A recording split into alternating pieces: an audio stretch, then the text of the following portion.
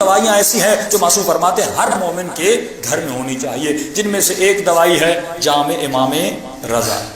عجیب دوائی ہے، اس کو دارو حمال کہتے ہیں۔ نہ صرف امام مولا جواد سے، امام رضا سے، 7ویں امام سے، یہاں تک کہ 11ویں امام تک جب لوگ جاتے تھے کہ مولا ہمیں دوائی دیجیے، امام کہتے تھے کیا تم نے ہمارے جد امام رضا کا نسخہ نہیں سنا؟ شیعہ اور تمہارے گھر میں یہ نسخہ نہیں ہے، آسان سا نسخہ ہے، اگر کوئی مومن بنا سکتا ہے بنا لے، ورنہ ہمارے پاس موجود ہے کم تعداد میں لیکن لوگ لے سکتے ہیں۔ اس کو دارو حمال کہتے ہیں۔ دارو حمال یعنی کیا؟ یعنی حمل کرنے والا دارو، جس طرح جو چیزیں اٹھاتے ہیں حمل کرتے ہیں۔ دوائی ایک ہے، پانی کو بدلتے ہیں تو ہر بیماری کا علاج ہے۔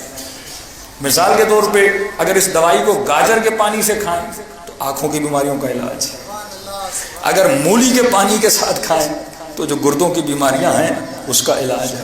اسی طرح پانی بدلتا جاتا ہے، سونف کے پانی کے ساتھ کھائیں تو انسان کی کھانسی کا علاج ہے۔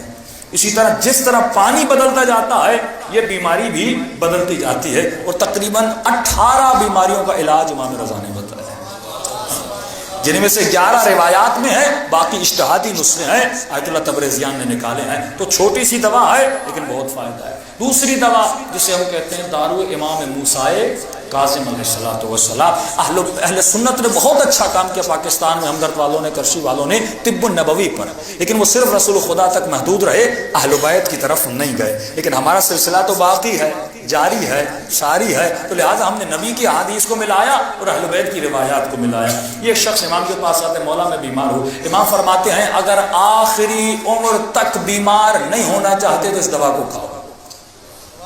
اگر کبھی بھی بیمار نہیں ہونا چاہتے اس دوا کو۔ انسان بیمار کیوں ہوتا ہے؟ کیونکہ اس کا امیونٹی سسٹم کمزور ہو جاتا ہے۔ جب امیونٹی سسٹم کمزور ہوتا ہے تو بیماریاں حملہ کرنا شروع کر دیتی ہیں۔ تو یہ دارو امام کاظم جو کینسر کے مریضوں کو بھی دیا جاتا ہے، یہ امیونٹی پاور کو بہت زیادہ کرتا ہے۔ یہ تو بہت آسان ہے، ہر مومن مارکیٹ سے بنا سکتا ہے۔ اس میں گڑ ڈلتا ہے، اس میں ایک مستکی ہے جس کو اپنا نام دوسرا اس کا ایک ہے میرے ذہن میں نہیں آ رہا، گڑ ڈلتا ہے، مستکی ہے، دوسرا حلیلِ سیاہ، یا آپ یہیں سے کہیں سے بھی لے سکتے ہیں۔ اس کو کوٹنا ہے، برابر تعداد میں ملانا ہے، آسان سا نسخہ ہے۔ یعنی ایسے نسخے ہر مومن کے گھر میں ہونا چاہیے۔ ڈیلی یہ آدھا چمچ کھائے گا، اس کا جو امیونٹی پاور ہے وہ مضبوط رہے گا، کبھی نہ ظاہر کا شیطان حملہ کر سکے گا، نہ اس کے بدن میں جو وائرس شیطان کی صورت میں ہے وہ اس کو کمزور کر سکے گا۔ صلوات پڑھے محمد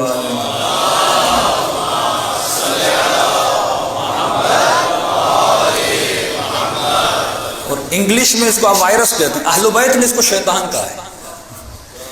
وہ وائرس کو شیطان، ہر وہ چیز جو انسان کو نقصان پہنچائے اسے کیا کہا ہے؟ شیطان۔ کے اندر بھی کائنات ہے نا، یہ آپ کو نقصان پہنچا رہے ہیں، یعنی آپ کے اچھے سیل کو مار رہے ہیں، تو لہٰذا ایک برے سیل سے ایک اچھے سیل، اچھا لشکر برا لشکر، تو اندر میں بھی ایک جنگ انسان کی چل رہی ہے۔